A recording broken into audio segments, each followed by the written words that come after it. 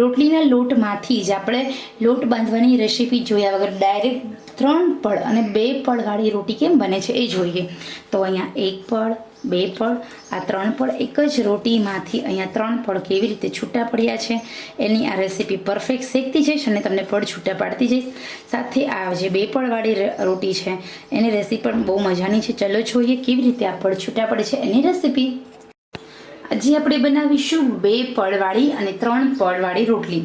તો નોર્મલી અહીંયા આપણે જે રોટલીનો લોટ બાંધવાનો હોય છે એ જ રીતે રોટીનો લોટ બાંધવાનો અને એમાંથી આપણે આવા નાના નાના ગોયણા કરી લેવાના છે. એક જ સરખા ગોયણા કરી અને મૂકી દેવાના છે. તો ચલો સૌથી પહેલાં બનાવીએ 2 પળવાળી રોટી. તો અહીંયા આપણે 2 પળવાળી રોટી બનાવવા માટે સૌથી પહેલાં એક ગોયણું લેવાનું છે. એ ગોયણાને આવી રીતે બંને સાઈડથી લોટવાળું કરી લેવાનું છે અને એ પછી થોડું આવી રીતે 3 આંગળીનું નિશાન કરવાનું છે અને પછી થોડું પ્રેસ કરવાનું છે. એના પર હું અહીંયા ઘી લગાવી દઉં છું. ઘી લગાવ્યા પછી, ઘી બહુ વધારે નથી લગાવવાનું, એ પછી ઘી લગાવ્યા પછી થોડો કોરો રોટલીનો લોટ સ્પ્રેડ કરી દેવાનો છે અને એ પછી આપણે હાથની મદદ વડે જે ગોયણું લીધું છે એને થોડું આના આકારનું બનાવી લેવાનું છે અને એ પછી આપણે હાથની મદદ વડે જ આપણે આ જ રોટલી હોય છે એને આપણે થોડો મોટો ગોયણાના શેપમાં આપી દેવાનું છે અને હવે આપણે લોટનું અટામણ કરતા જઈશું અને વણતા જઈશું. તો હવે અહીંયા તમે જોઈ શકો છો આપણે અટામણવાળું કરી લીધું છે અને ત્યાર પછી આપણે એ રોટલીને આપણે વણી લેવાની છે. તો આવી રીતે હળવા હાથે થોડી થોડી ફેરવતા જશું અને વણતા જશું. નોર્મલી આપણી રોટલી ફરતી હોય છે પરંતુ અહીંયા આપણે એકસાથે 2 પળ કરવાના છે રોટલીના, એટલે આ રોટલી ફરશે નહીં, આપણે ફેરવવી પડશે. તો અહીંયા એકદમ સરસ મજાની 2 પળવાળી રોટી આપણી વણાઈ ગઈ છે. હવે આ રોટીને આપણે શેકી લેવાની છે. આ પછી આપણે જોઈએ 3 પળવાળી રોટી. ગેસ પર આપણે લોઢી મૂકવાની છે. લોઢી શેકાઈ જાય એટલે જે વણવામાં ઉપરનો ભાગ હતો એ ભાગને આપણે મૂકી દીધું છે આવી રીતે સાઈડ પર અને હવે આપણે થોડું વેઇટ કરીશું. આ બાજુ આપણે 3 પળવાળી રોટીની તૈયારી કરવાની છે. તો હું અહીંયા ધીમે ધીમે બીજી સાઈડ 3 ગોયણા લઉં છું અને એને પણ આપણે એવું તમને બતાવીશ કેવી રીતે કરવાની છે તે. તો સૌથી પહેલાં આ રોટીને આપણે શેકી લેવાની છે, ફેરવી લેવાની છે આપણી આ રોટીથી. અહીંયા રોટી ફેરવાઈ ગઈ છે. હવે આપણે બીજી બાજુ પણ ચડવા દેવાનું છે. હવે આને ધીમે ધીમે પ્રેસ કરીશું પરંતુ અત્યારે નહીં, આપણે ફેરવી લઈએ પછી. તો હવે આવતી જતી આપણી પાછળથી પણ આ રોટી શેકાઈ જાય એટલે આપણે એને ફેરવી લેવાની છે અને પછી આપણે થોડું ચડવા આવી રીતે ગેસની આંચ ફૂલ હોય પરંતુ ઉપર બહાર નથી દેવાનું, એકદમ હળવા હાથે આપણે આ રોટીને ફેરવી લઈએ. આ રોટી છે એને તમારે એકદમ સોફ્ટ રીતે તમારે લોટ છે એકદમ થોડો બહુ વધારે જાડો નહીં, વધારે રોટીનો લોટ હોય નોર્મલી એના કરતાં થોડો ઢીલો બાંધવાનો છે એટલે તમારી આ રોટી છે કઠણ થશે નહીં. તો અહીંયા તમે જોઈ શકો છો આ રોટી આપણી અહીંયાથી જ હજી બીજું લેયર છે છૂટું પડી રહ્યું છે. તો આવી રીતે આપણી જે રોટી છે એના બંને લેયર છૂટા પડી જશે. તો હવે આ રોટીને હું લઈ લઉં છું પ્લેટમાં અને તમને અહીંયા બતાવું છું. તમે જો આખી રોટી જે રીતે આપણે વણી છે એ જ રીતે બીજું પળ છૂટું પડ્યું છે. તો અહીંયા 1 અને 2 એવી રીતે બંને પળ છૂટા થયા છે. હું તમને લાઈવ બતાવું. ઓકે, તો ચલો અહીંયા આપણા 2 પળ તમે જોઈ શકો છો. અહીંયા 1 અને આ બીજું પળ એવી રીતે એકદમ છૂટું પડ્યું. તો ક્યારેક તમને ઉતાવળ હોય કે ભાઈ આપણે જમવાની ઉતાવળ છે અને આપણા ઘરે કોઈ ગેસ્ટ આવ્યા છે, આપણા ઘરે ફટાફટ રસોઈ બનાવી છે, ત્યારે તમે એવી 2 પળવાળી રોટી બનાવી શકો છો. તો અહીંયા 2 પળ જેવી રીતે રોટીના છૂટા પડ્યા છે તમે જુઓ. તો એવી જ રીતે ચલો આપણે 3 પળ બનાવીએ. 3 પળ પણ છૂટા પડે છે. તો અહીંયા આપણે 3 ગોયણા આવી રીતે લેવાના છે. 3 ગોયણાને આપણે પરફેક્ટ સાઇઝમાં રાખી દઈએ. એક જ સરખી સાઇઝમાં રાખવાના છે 3 ગોયણાને. હવે આ 3 ગોયણા છે એને આપણે સૌથી પહેલાં તો થોડું ઘી લગાવી દઈએ. આ 3 ગોયણામાં આપણે ઘી લગાવી દીધા પછી થોડો લોટ આપણે ફેલાવતા જઈએ.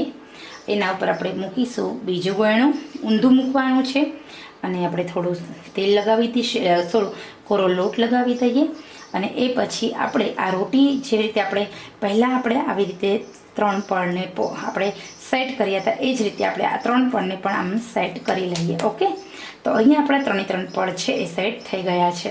હવે આપણે અટામણવાળું કરી લેવાનું છે આ લોટને, અને પછી આપણે નોર્મલી જેમ રોટલી બનાવીએ છીએ એમ વણી લેવાની છે. તો અહીંયા આપણી ખરેખર અહીંયા જેવી રીતે પહેલાં 2 પડ છૂટા પડ્યા એ જ રીતે આપણા 3 પડ છૂટા પડશે. તો મોટે ભાગે જ્યારે વધારે તમે વસ્તારી હોય ત્યારે તમે જો આવી 3 પડવાળી રોટી બનાવશો તો ખાવામાં મજા આવશે અને રોટી પણ ફટાફટ બની જશે, અને સાથે સાથે તમે એક સાથે તમે ફટાફટ નવરા પણ થઈ જશો. તો તમે આ જ રીતે 7 પડવાળી રોટી પણ બનાવી શકો છો. મેં નાના હતા ને ત્યારે અમારા ઘરમાં 35 જણનું સંયુક્ત કુટુંબ હતું અને અમને અમારા ઘરની અંદર આવી 3 પડવાળી 7 પડવાળી રોટી બનતી, એટલા માટે મને આ રેસીપીની ખબર છે. તો ચલો હવે આપણે પહેલી રોટી જેમ શેકી છે એવી જ રીતે શેકી લઈએ.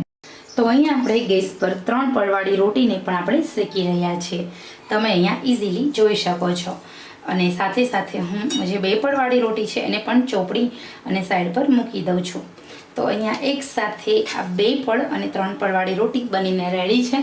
મિત્રો હું અહીંયા 3 પડ કેવી રીતે છૂટા પાડું છું એ પણ તમારે જોવાના છે. ઓકે, તો આવી રીતે આવતા જતાં આ રોટીને શેકી લેવાની છે. ગેસની આંચ મેં હવે થોડી ફૂલ કરી દીધી છે, પહેલાં મેં થોડી મીડિયમ રાખી હતી. મિત્રો લોટ બાંધવાની જ ખૂબી છે, જો તમે વધારે સોફ્ટ લોટ બાંધશો તો તમારી રોટી જ એકદમ સોફ્ટ થશે. તમે જુઓ અહીંયા આપણી રોટી છે એકદમ સોફ્ટ બની છે, અને અહીંયા જે પડ છે એ પણ સરસ મજાના છૂટા પડ્યા છે. તો એક જ પડની જે રોટી છે બંને રોટી કડક પણ નથી અને એકદમ સોફ્ટ પણ છે. તો આવી જ રીતે હું અહીંયા બધી જ રોટી બનાવી લઉં છું.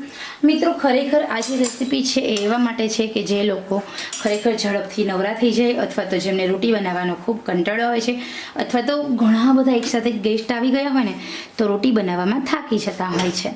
તો અથવા તો જ્યારે કેરીની સિઝન હોય, શ્રીખંડની સિઝન હોય ત્યારે અમુક જે સબ્જી હોય પંજાબી સબ્જી ત્યારે રોટી બહુ વધારે વપરાતી હોય છે. તો એવા સમયે તમે આ રોટી બનાવો.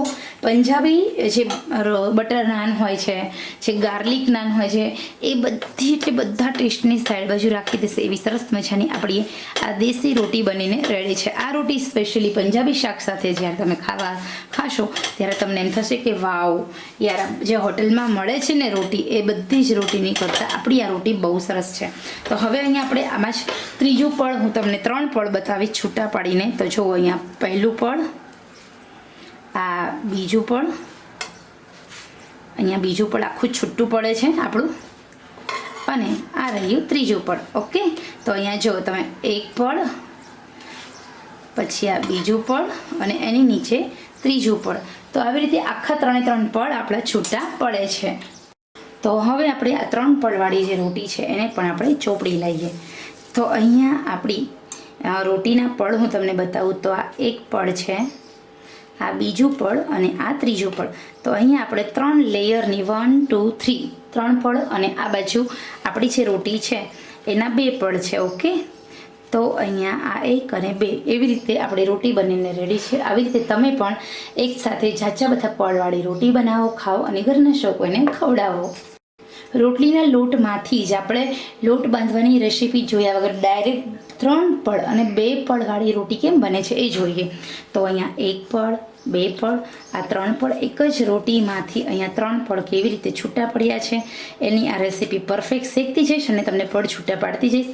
સાથે આ જે 2 પડવાળી રોટી છે એની રેસીપી પણ બહુ મજાની છે. ચલો જોઈએ કેવી રીતે આ પડ છૂટા પડે છે એની રેસીપી.